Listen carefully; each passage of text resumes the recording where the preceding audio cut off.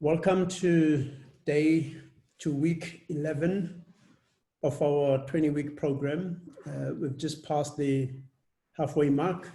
Today, we're going to just deal with basically customer validation interviews for the MVP. And we're actually going to go out to do the interviews and so that we know exactly how to conduct them. Okay, so you know, this is our program for the 20 weeks, and we are obviously in the validation phase, which is going to be a painful phase of 8 weeks. We're going to be on this phase right up until week 16, and hopefully we'll be knocking on the door of product market fitness. Okay. Our agenda for today, we're going to look at the objective for the interview, and then we're going to look at the interview itself, how to conduct that interview, and lastly, and how to analyze the results and what to do with the results once you've done the interview. Okay, what are the objectives? The objectives basically, remember we spoke about your riskiest assumptions. There are assumptions and some of them are very risky. And what you are trying to do in these assumptions, you are trying to test if these assumptions, which ones are the riskiest, okay? You're still not sure, yes, you're sure about your problem, but whether your solution will be able to resolve the problems that the clients have, you're not sure about that. So those are the riskiest parts of your MVP. Again, is to validate your market segment. You might have chosen a specific market segment, but that market segment might be incorrect. You might want to go back and review that market segment. Next, you want to learn from the experiment. The important thing is for you to learn about from the experiment. You're learning about the customer, you're learning about your solution. You want to be clear that whatever that you are doing, it basically is solving the customer's number 1, number 2, number 3 problem. Is to test your pricing. Today, we're going to throw the price at the customer and let's hear what the customer has to say.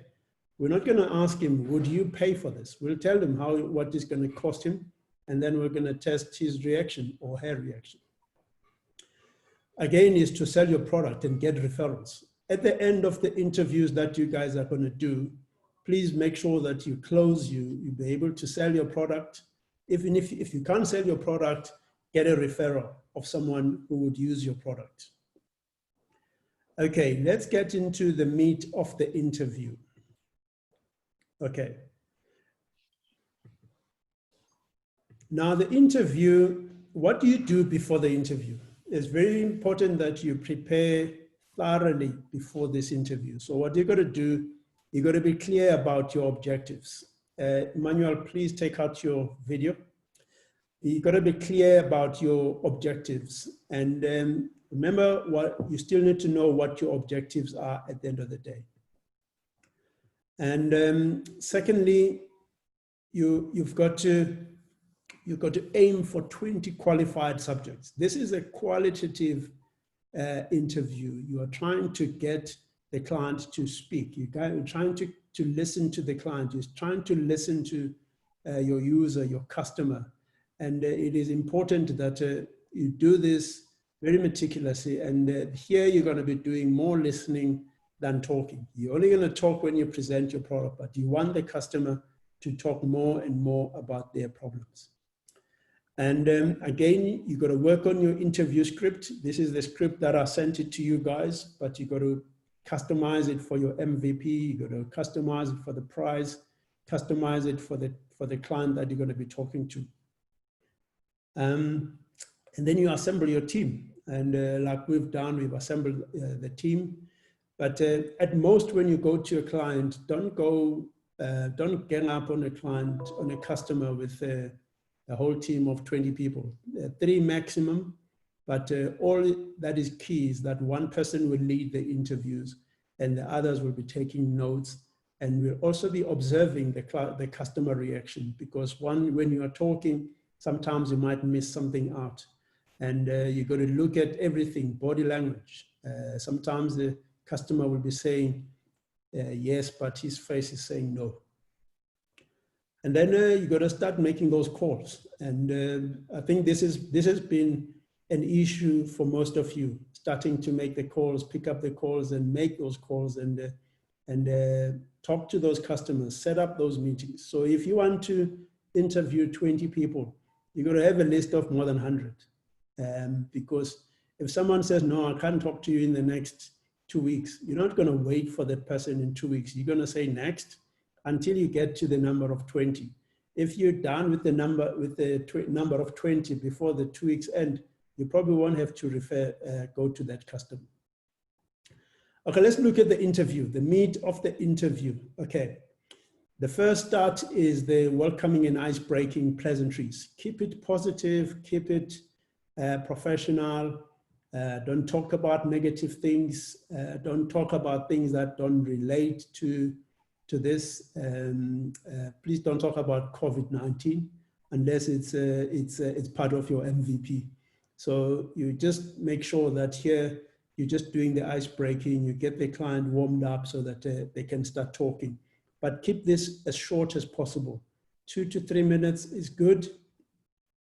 And then this is where you now, you collect the data about the customer, the demographics. Here you want to be clear that does this customer, does this potential prospect meet the criteria of your target market or your market segment?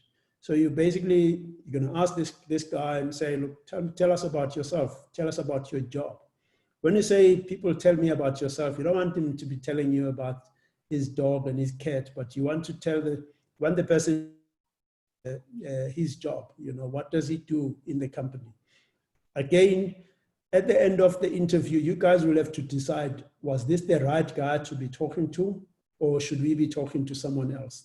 If you pick up here that you're not talking to the right person, at the end of the interview, dig deeper so that you get to talk to the right person at the end of it all.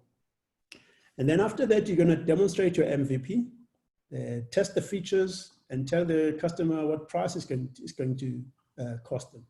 I trust, Lofuno, you've costed you've priced your MVP, and Gift and Tandy, you guys have priced your MVP. You're going to be telling the customer, hey, this is how much you're going to be paying.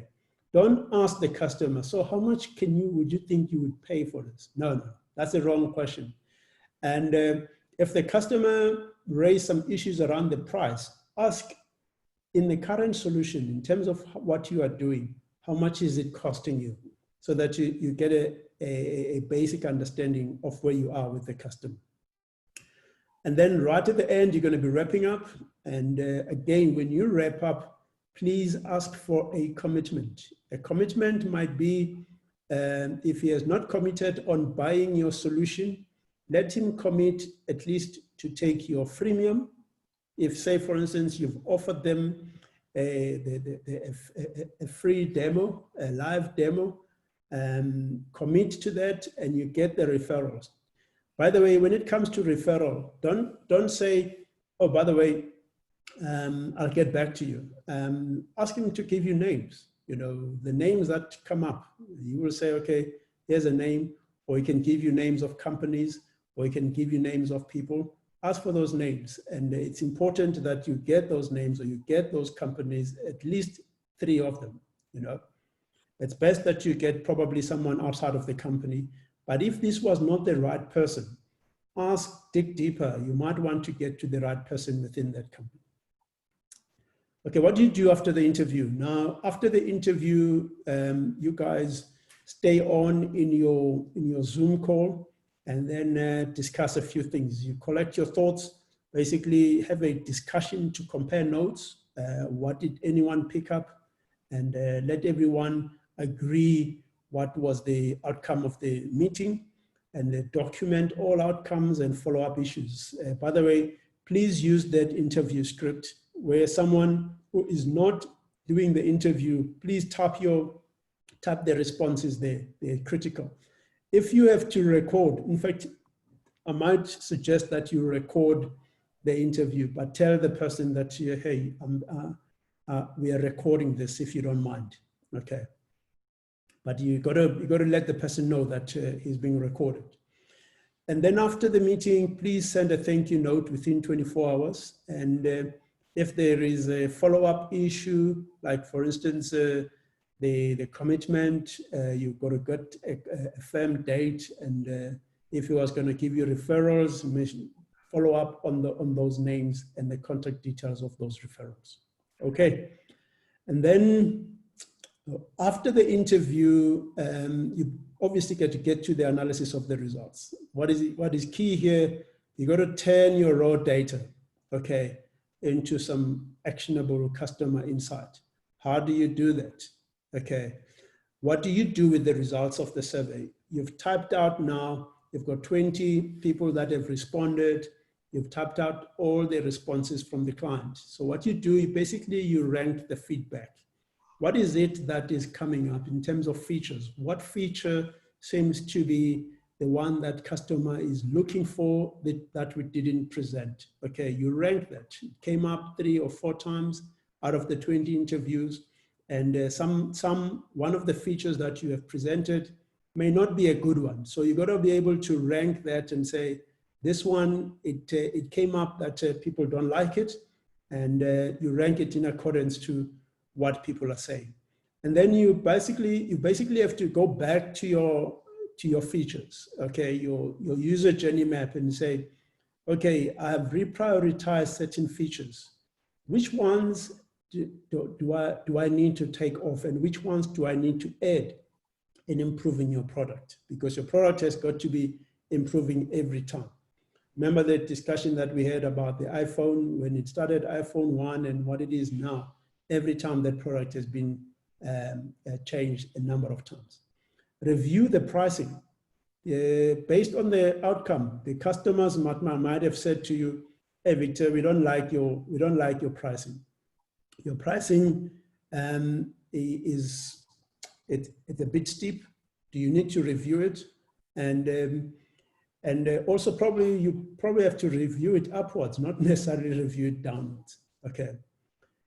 Review the target market segment. Okay. It might be that you are chasing the wrong target market. Here you've got to be able to say, pivot and say, look, I'm not going for this target market. I'm going to go to that target market segment. Lastly, you've got to now improve and iterate on your MVP. So your MVP has got to be different than what you started out with. Okay.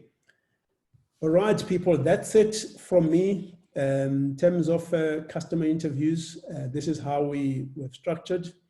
The whole idea here, guys, is that because most of you have been battling with customer interviews, the idea is for you guys to get out there and do the interviews, because right now you've got to be able to do 20 interviews, and those 20 interviews, if you are doing 5 per week, you should be able to do them within a period of 4 weeks.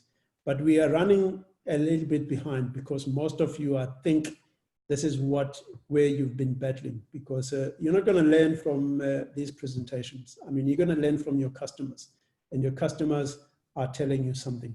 So we've got 3 interviews lined up, and the one on infrastructure with Dave Kutsia from Royal Haskoning, and the other one, security and surveillance. I forgot the company that Lufuno has targeted. And then breakout 3 online training. I think Ayanda has another company that is prioritized. I'm going to stop the recording and let us